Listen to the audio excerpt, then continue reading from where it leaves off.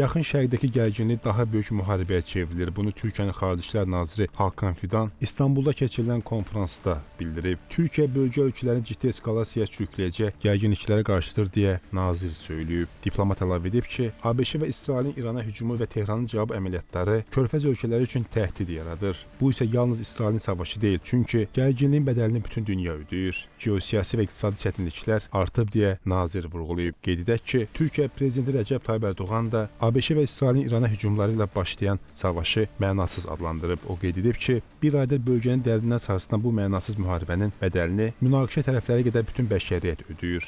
Ərdoğanın sözlərinə görə, diplomatiya və dialoq yolu ilə ortaq məxrəcə gəlmək mümkün olan zamanda müharibənin davam etdirilməsi bütün bəşəriyyətin ziyanınadır. Münaqişələr sona çatmasa, böyük bədəl ödəniləcək deyə Türkiyə lideri qeyd edib.